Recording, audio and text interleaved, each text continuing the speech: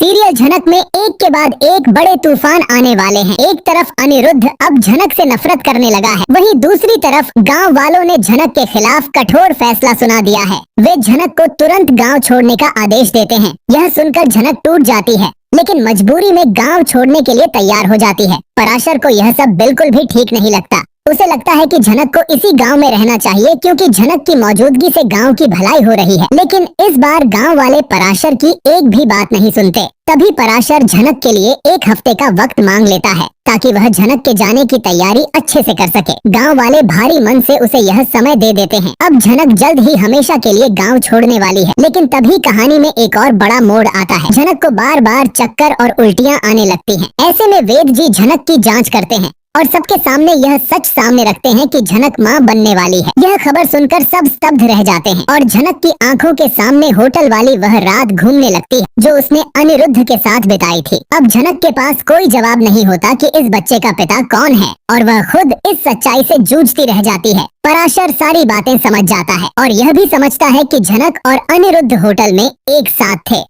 अब पराशर एक बड़ा फैसला करता है। वह सबके सामने खड़ा होकर कहता है कि वह इस बच्चे को अपना नाम देगा, ताकि झनक की इज्जत बच सके और समाज उसे उंगली न उठाए। पर सवाल ये उठता है, क्या गांव वाले पराशर की इस बात पर भरोसा करेंगे, या फिर झनक को झूठ के सहारे फिर से उसी गांव में रहना होगा, या उसे अपने हक के लिए कोलकाता लौट जाना चाहिए, जहाँ उसकी असली पहचान और संघर्ष की कहानी उसे बुला रही है। क्या झनक एक बार फिर मजबूरी को स्वीकारेगी, या अब वह अपने हक और सच्चाई के साथ जीने का साहस करेगी? देखते रहिए, आगे की कहानी में और भी बड़े तूफान आने वाले हैं।